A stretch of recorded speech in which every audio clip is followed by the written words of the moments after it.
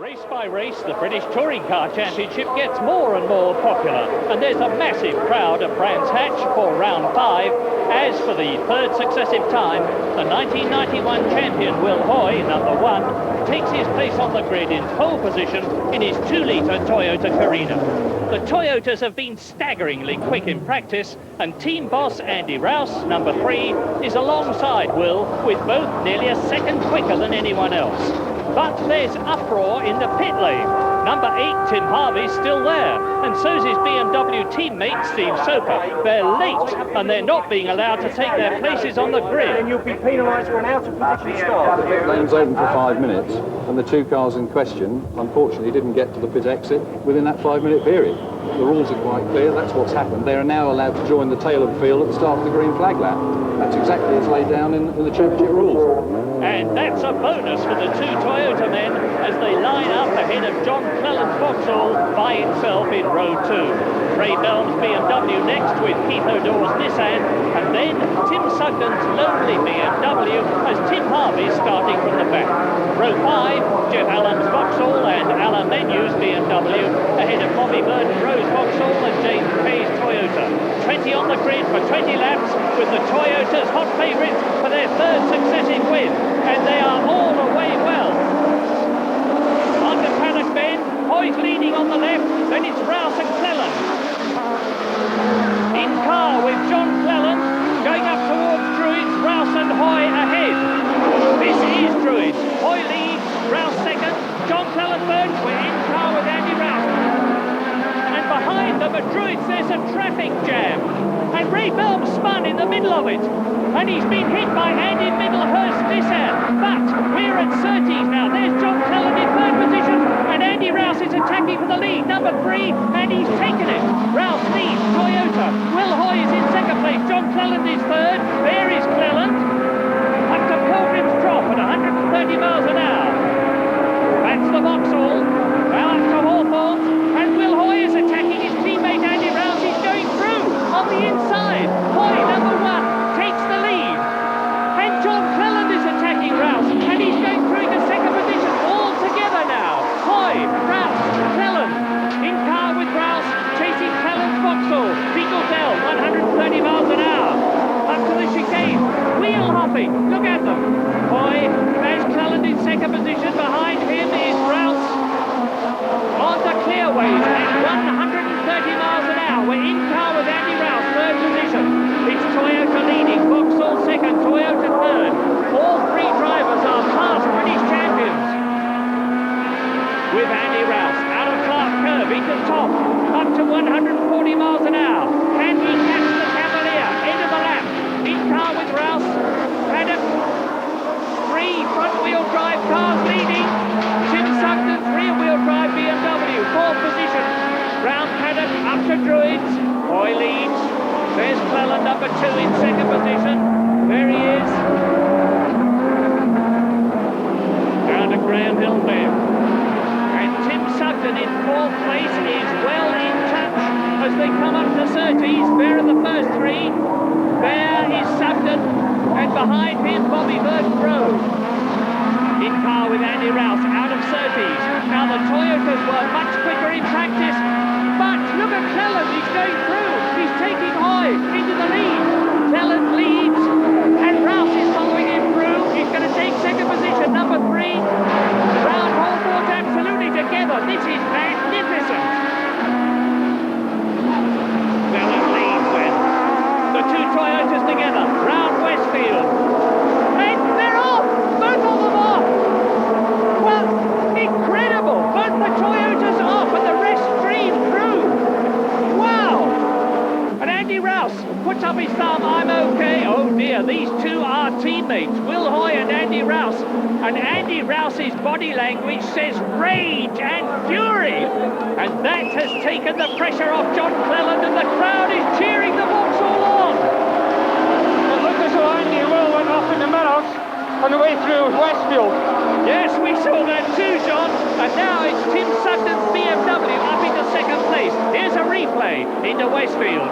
The 2 Toyotas run wide. They're almost touching. I think they are touching as they go to the second part of the right-hander, and all of a sudden they snap to the left. the grass as the rest stream through. Neither of them touching the tarmac.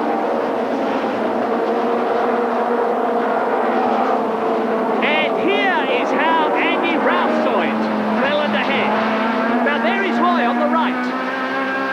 They're drifting left, and they are off. Slam bang at 120 miles an hour. Neither of them hurt. Incredible. Cleland leads, and here's the battle for fifth position. Alan Menu's BMW against David Leslie's Vauxhall. We're with Alan Menu now from Switzerland, fifth in the ProDrive BMW. Number 30. Just behind him, David Leslie. Back again with Menu. Out of Westfield, up to Dingle-Dell, and Leslie's going through. Leslie up into fifth position. Through Dingle-Dell, and it's close at Stirling's. Sugden, Burton Rowe, and number 6, Jeff Allen, all together. Now, you can't see it, but I can tell you that Tim Harvey and Steve Soper, who started from the back of the field, are storming up in their BMWs.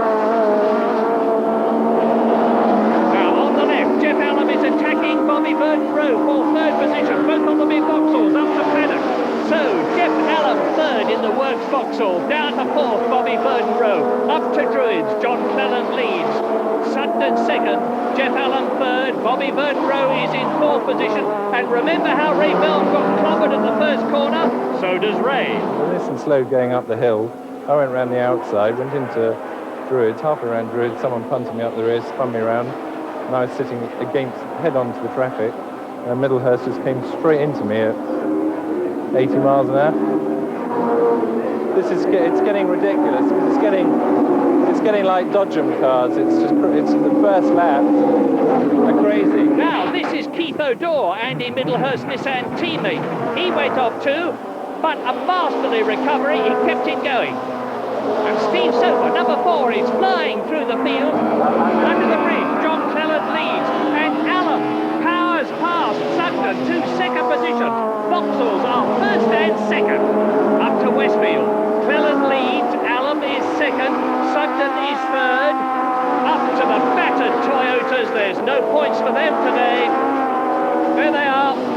And here is why.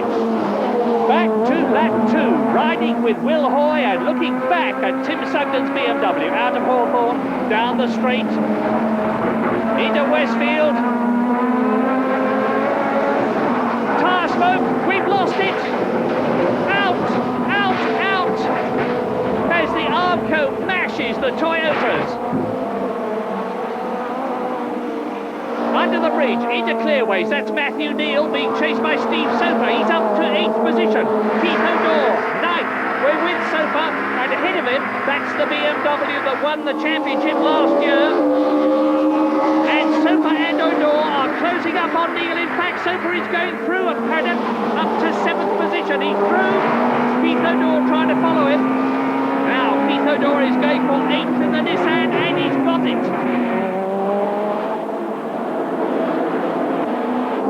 Look at Tim Harvey attacking Burton Rowe for 5th place. He's going through.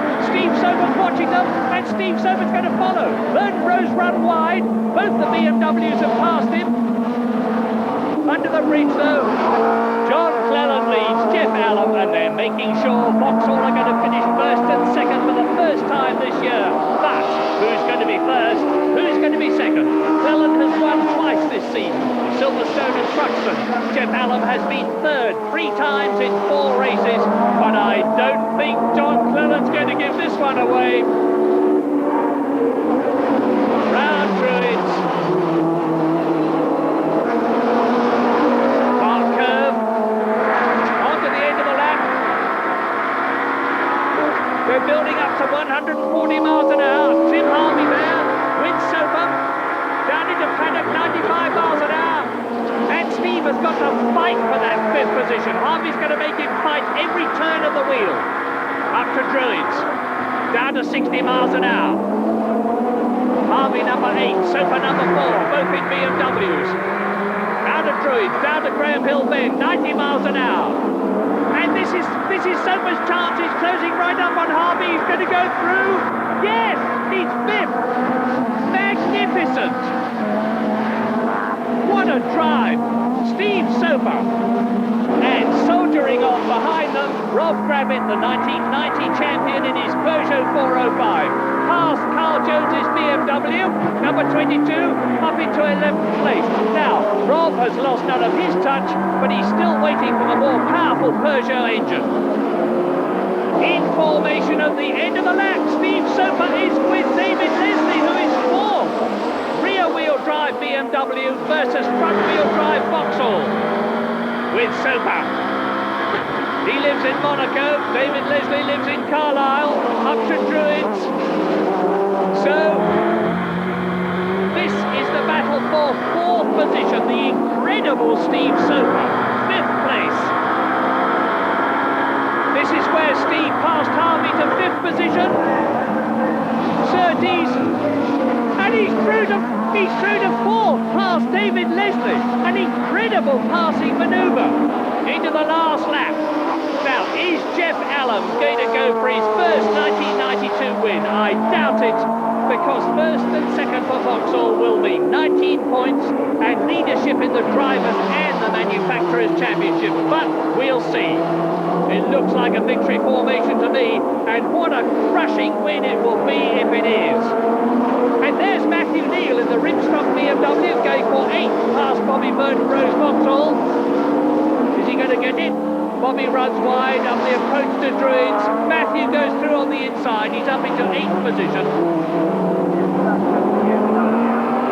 And the last time it's a Hawthorns the leaders, and surely it is John Clelland's third win coming up. In car with Soper, and look at this! Steve Soper has caught Tim Sugden on the last lap. He could be third. Pilgrim's Drop, Hawthorns. This is an absolutely sensational drive by Soper. Right up with Tim Sugden, who comes from Bradford. Out of Westfield, up to Dingle on his way to Stirling's, the left-hander after they've gone through the chicane. And Soper's done it! Third place! Just as he took fourth, he's taken third. But the Vauxhalls win. Clelland first, Allen second, and 1/10 of a second between them. What a lead for Clelland. 20 points ahead of Rouse, and Jeff Allen's only 2 behind Will Hoy. Cars are very strong, but it was quite a heavy impact, but mainly deflected along the barriers. I hit once from the front and once on the rear, and both cars ended up within 20 yards of each other. So it's one of those racing incidents. I mean, you never wish it to happen, but it did. I missed a gear coming out of Surtees and lost a bit of momentum, recovered quite quickly, but John just got past me, and then Andy came alongside, and we went up side by side into Hawthorns. I just pulled ahead slightly, and as you come out of Westfield, the track narrows quite dramatically, and just unsettled both cars. And when you get on the grass there, it's so slippery, and also the grass pulls away from the track, that we just shot off the circuit like, you know, we changed up a gear. I mean, it was, it shouldn't have happened, but unfortunately it did. The works teams unsurprisingly dominate the action at the front, but there's plenty of it amongst the private owners who fill out the entry behind them. People like Sean Walker, who's had a wealth of racing experience and who's driving the Tech-Speed BMW M3. Welshman Carl Jones, who's a racing instructor at Brands Hatch and a devotee of the Touring Car Championship. If it's very competitive, the racing's a lot closer, and that's what the public want to see. It's fantastic racing. The manufacturers are probably in a league of their own, but it's good to see the privateers having a race together as well. And those privateers haven't been overlooked, because they have their own championship, led by Sean Walker, a reassuring 12 points ahead of the closely matched Ian Flux and Carl Jones. Over 140 miles an hour at the Craner curves. And Rouse is trying to get in with us. And that's Steve Soper behind him, 6th from second on the grid. Burton-Roe moves across to the right to block Clelland, and he hits Menu. He's hit Menu, and Rouse has passed all 3, and he's gone up into second place. Up to Goddard, and Soper forces through to third position. We're with him now. Rouse second, Soper third, then Burton-Roe, Clelland, and there they are together, 4th and 5th. And Burton-Roe lights up his tyres. That's Burton-Roe going through again, and he goes off. Got a misfire coming into the box, over. So, Soper's got a misfire coming into the pits, and John Cleland has repassed him to third position. Will is leading by 4 seconds with his teammate in the second Toyota behind him. And hello, that is Torquil Tearing going backwards for Christmas, rejoining over the grass. And Patrick Watt, 32 on the right, has got a more powerful engine in his Mazda. Third row retakes the place from Rob Gravett, who is obviously a bit unsettled. And here they come into the old hairpin and out of it. Dust flying everywhere. Patrick Watt putting away a bit.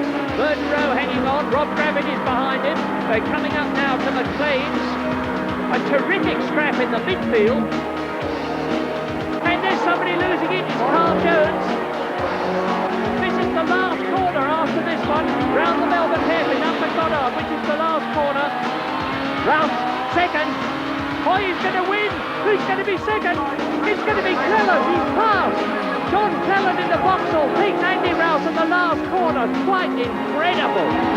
Second Cleland, third Rouse, and fourth Harvey. Bobby Verdenborough tried a ludicrous manoeuvre on the first lap. I mean, there was no way in the creation that was ever going to work. And he just... that stopped everything stone dead, and it let Andy get through as we were all trying to avoid the accident. Took the line, you know, and I was defending John on the inside very heavily, and possibly as a result of that, brakes a bit too late. I don't think, I mean, the problem was that, you know, I arrived and he was just like completely across my bows, and I was doing my best to stop, but I hit him. And the guy came from nowhere, and he was nowhere near me, and he just came on the inside. As I turned in, I mean, the guy just hit me by a big way, you know, and that was it. I think without me, we would have gone straight on. And it's go. And there's some rough stuff in the middle. Gravett off to the right. Ray Bell's gone off to the left. Cleland leads into Redgate. Harvey is second. And Hoy is down to third place as they go into the greener curve. Up to McLean's and then on to Coppice. And Harvey is passing Cleland. A BMW leads for the first time this year. Leslie's going up into second place. Round Coppice. And Leslie leads. Fabulous. Hoy goes through into second place. Now down the Starkey straight. Bit of a wave from John Cleland there. Down Starkey towards the S's, and Will Hoy has taken the lead. Leslie is in second place. Into the S's. Hoy leads. Leslie. Through goes Tim Harvey, third position. And that is Andy Middlehurst is down in fifth position, and O'Donnell goes on to the crowd. Now to Goddard, Sutton, sixth position. Number 30 behind him is Vernon Rowe, then it's Keith O'Donnell. We're with Soper now. Steve getting a bit irritated with Keith O'Donnell about something as they go down towards Redgate. And that's Sean Walker in the pits, and he's leading the Private Owners Championship. No points for him this time. And Soper is attacking. Number 4, Steve Soper is attacking Tim Sutton. He's going to go through on the inside. And he's done it. That is class driving. Will Hoy leads. And straight past him on braking. Yes. Yes, on the inside goes Tim Harvey, and he leads up to the S's with Soper. Over the curve. Leslie's going wide and Soper's going through. Is he on the left? You can just see the Vauxhall of David Leslie. They're coming down to that braking point, and once again the BMW brakes pay, and Soper goes through up into fifth position. Oh dear, this does not look right. It's Patrick Watts' Mazda with a very worried looking Roger Dowson looking on. Brake hard, swing left. Now look at that exhaust system if you can. As he goes by, there's Tim Harvey, the leader, accelerating, and look at it! Great stream of sparks. It's really dragging on the ground now, and Will Hoy can see them too, and that'll be a stimulus for him to go even faster into Redgate. Literally grinding away the system, and whoops, that's Ray Bell giving himself a big fright on the grass, back on the tarmac. And down to the S's for the last time. Hoy goes through. Cleland third, Soper fourth. Now, this race, I think, for this position will depend on whether John Cleland can stay ahead of the hairpin. There is Harvey. There is Hoy in second place. Now, who's going to get through the hairpin third? They're absolutely together. Cleland on the left, Soper on the right. You can see Cleland on the left there. Coming up to the last corner.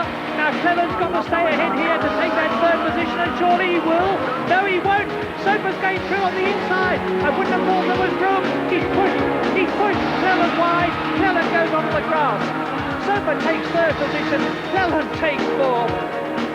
What a great day's racing at Donnington, and John Cleland achieved his objective. He still leads the championship, 21 points ahead of Will Hoy, with 3 Vauxhalls, 2 Toyotas and a BMW in the top 6.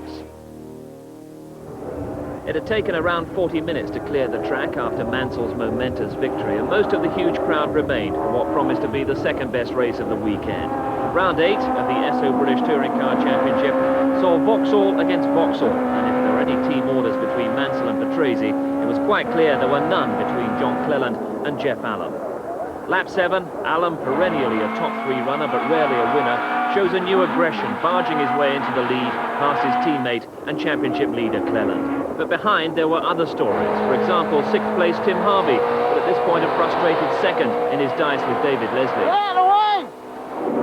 Leslie in the Cavalier had forced his way in front on lap 5, although the trailing rear bumper was testament to how close the contest was becoming. Harvey, wired for sound in the BMW, made his move at Cox and would claim 4th overall. This had been the hardest part of the race for Harvey. Finally got past him. But ahead of him there was Cleland, also in a position to contribute to the commentary, enduring the attentions of his main championship rival Will Hoy. Oh, come on, Will. But Hoy was conceding nothing through Brookland and Luffield, a classic saloon car duel, and one that gave Hoy in the Toyota second place, splitting the Vauxhalls. And they'd finished in the unexpected order. Jeff Allen, a long overdue victory ahead of Hoy, Cleland and Harvey. Cleland still had a 15-point championship lead over Hoy, and for the next round, Cleland was on home ground.